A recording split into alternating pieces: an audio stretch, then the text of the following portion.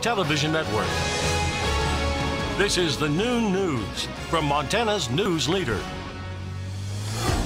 Good afternoon, and thanks so much for joining us today. I'm Aja Goare. Our top story this afternoon, huge sections of Houston are underwater as Tropical Storm Harvey refuses to leave. Forecasters say it could rain for a few more days, which could be catastrophic for tens of thousands of people. CBS's Kenneth Craig has the latest from Houston, where crews are using boats and high water vehicles to rescue stranded residents. Unrelenting rain from Tropical Storm Harvey is falling in Houston, pushing floodwaters higher and higher. We almost died. I've been in deplorable conditions. Rescue teams worked all night helping stranded people, and Good Samaritans like Jeff Chase are using their own boats to reach victims. If everyone did this, we'd have a lot less to worry about. Putting yourself in harm's way to help others is awesome. Crews have rescued about 2,000 flood victims, and state authorities say there is no way to know how many more are still trapped in their homes. We fully recognize that there are many other people that are out there in distressful situations, and we intend to get to every one of them. Adding to the catastrophic flooding, officials had to release water from several reservoirs that are overflowing. They hope the move protects downtown Houston, but it could make flooding even worse. We're releasing smaller amounts of water now to prevent larger uncontrolled releases when the water begins going around the dams. The rising water forced Fabian Perez and his young children from their home in the middle of the night with just the clothes on their backs. Nobody has shoes. We just took whatever we can. The water was probably waist deep. Perez made it to one of dozens of shelters that are popping up in the Houston area, and he could be there for some time. Harvey is expected to dump up to 50 inches of rain before it leaves the area Wednesday. Kenneth Craig, CBS News, Houston. Harvey is slowly heading back to the Gulf, where it could regain strength before making another landfall in Texas. Meanwhile, President Trump spent the weekend at Camp David overseeing the federal government's response to Hurricane Harvey. Acting Homeland Security Secretary Elaine Duke will accompany the president when he travels to Texas Tuesday to get a first-hand look at the rescue and recovery efforts. President Trump declared a state of emergency for Texas ahead of the storm and did the same for Louisiana today, which ensures federal funding for recovery efforts. The Trump administration will likely push Congress to provide more money. Here in Montana, a wildfire about 1,300 acres in size is burning between Livingston and Big Timber. Sweetgrass County officials say the Mendenhall fire, which broke out on Saturday, is now 5% contained.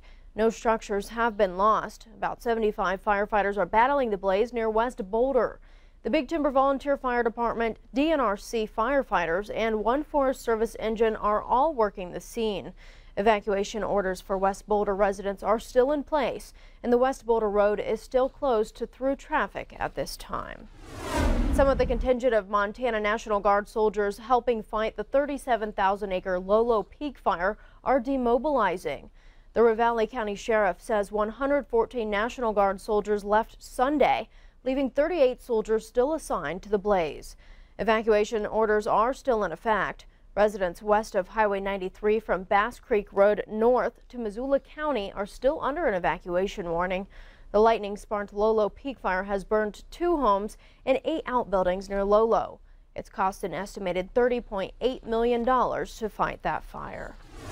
Meanwhile, the Rice Ridge fire north of Sealy Lake is now more than 18,800 acres.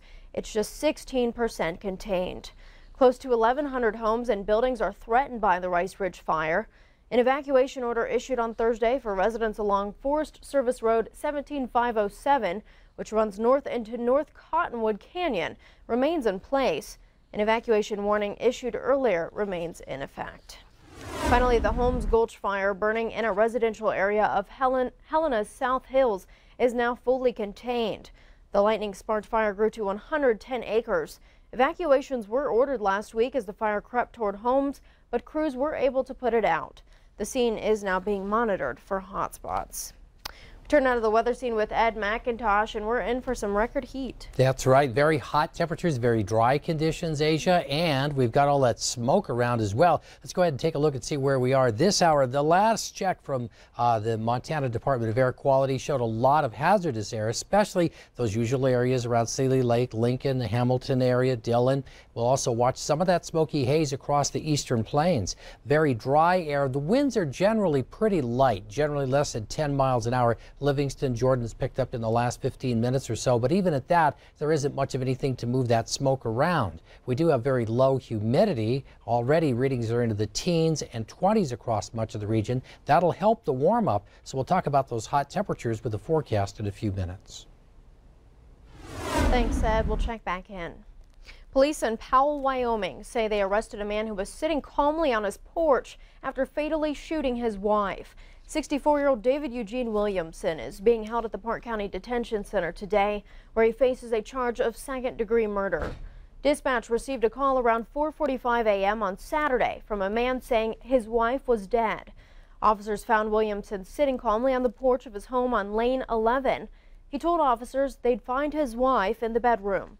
Officers found 65-year-old Shirley Williamson dead on the bed. She had a gunshot wound to the head, and a handgun was lying on the floor by her feet. Williamson was then arrested. He has yet to make his first court appearance. Montana Highway Patrol is investigating a crash in Red Lodge that killed a Billings woman and injured 2 others. It happened around 10 p.m. Saturday on Highway 212 near the Rock Creek Resort. The Carbon County Sheriff reports 78-year-old Verna Ruff was killed in that crash. According to MHP, a Billings man was northbound on Highway 212 in a Chevy pickup truck. An elderly Billings man was driving a Chevrolet Cruze and entered the highway where the posted speed limit is 60 miles per hour. The truck rear-ended the passenger car, causing it to spin off the shoulder. The woman was pronounced dead at the hospital. Speed and alcohol are considered factors in this crash. The body of a pregnant woman missing in North Dakota has been found. Officials found the remains of 22-year-old Savannah Graywind wrapped in plastic in the Red River just north of Fargo. Police have been looking for Graywind for days. She disappeared August 19th and was 8 months pregnant when she was last seen. A newborn baby was found in the apartment building where she was last spotted. 2 people have since been arrested and charged with conspiracy to commit kidnapping. Missoula police are looking for the person who reported a phony shooting this morning. Authorities say reports of shots being fired downtown around 8:30 a.m. was actually a case of swatting. A male caller said he had hostages in an apartment in the 300 block of Patty Street and demanded a $20,000 ransom. The caller said one person had been shot. Law enforcement arrived and located the renter of that apartment. They determined the report was false. An investigation is now underway into that prank call. Still ahead on the new news, a German nurse convicted of killing patients faces new charges as the body count rises. Details next. But first, it is a look at our weather forecast. Stay with us.